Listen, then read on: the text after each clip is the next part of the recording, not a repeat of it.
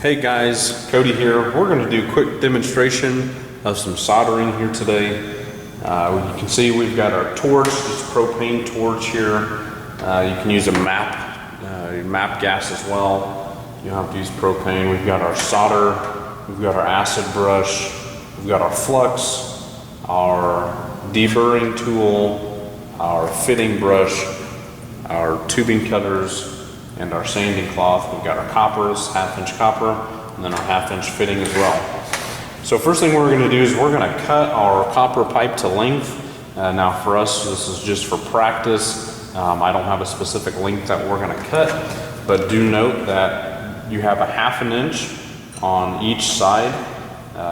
So when you're doing your square on your project, if you're measuring from face to face of the fittings, then if it's supposed to be 6 inches, you'll have to cut your piece of copper 7 inches because you have a 1/2 inch that'll go in on each side of your fitting. So we're going to go ahead and make our cut here.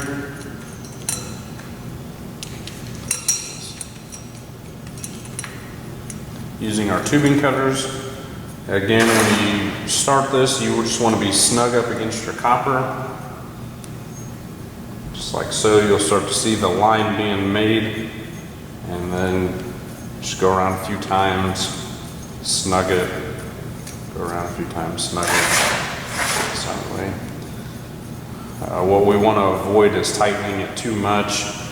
You will create a flat spot if you do, and that'll make it harder to get your okay.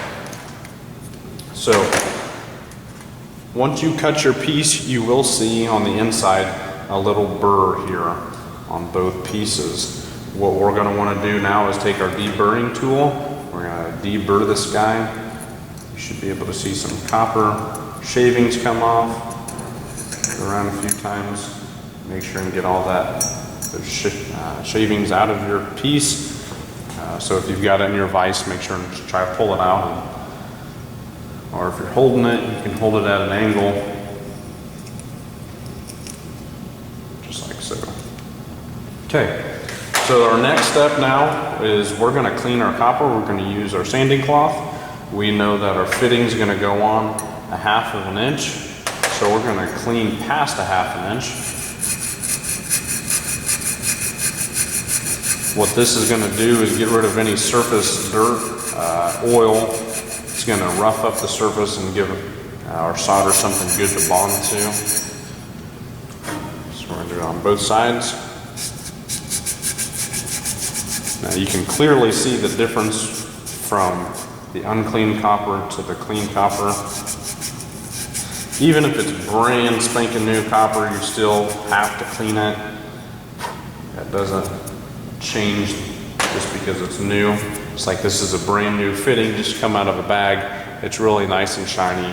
We still have to clean it. Okay, so we're going to use our fitting brush for this. Good and clean. Both sides.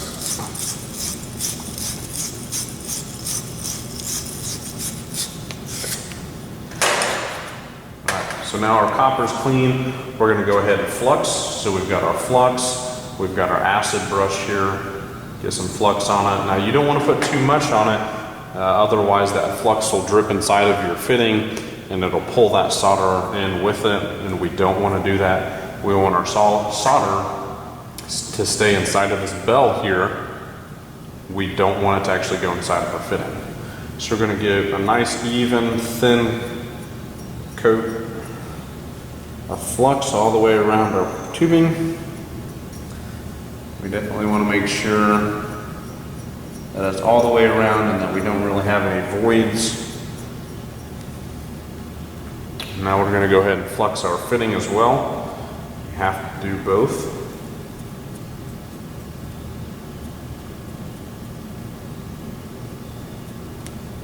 Sides.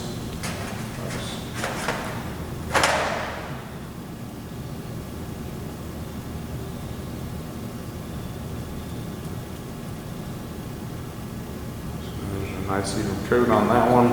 Go ahead and put our fitting on. And we'll flex our other piece of copper here.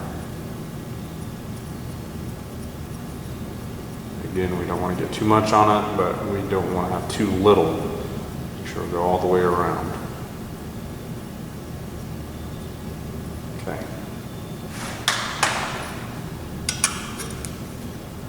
Now when we're soldering, we are going to pull enough solder out so we can keep our hand back from the heat a little ways.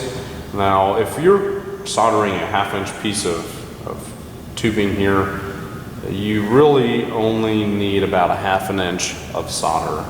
So I'll use about 1/2 inch on this joint here and then 1/2 inch on this one. So let's go ahead and we'll get our torch lit, and when we start, we want to start here at the tubing side, work our way to the fitting, constantly moving our flame back and forth. We want a nice even heat. We'll heat the top of it as well. The solder will be melted not by the flame or not by the torch, but by the copper. The heat from the copper will actually melt the solder. So we don't want to heat it up too much. If we heat it up too much, then it'll burn all that flux off.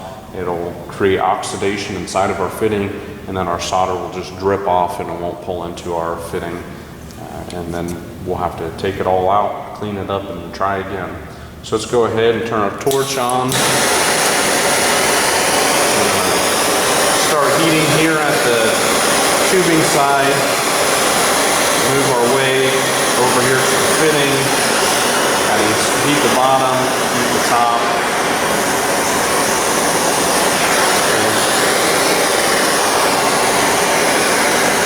So now, just keep the heat moving back and forth.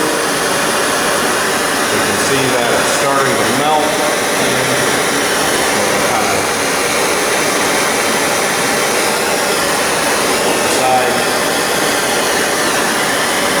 on the back side.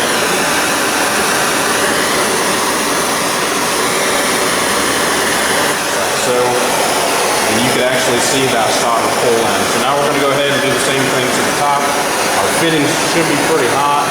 Shouldn't have to add a whole lot more heat. Actually, just watch that solder pull right in.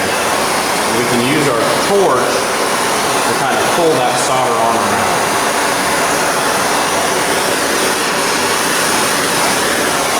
And there we have it. So now that solder is pulled in.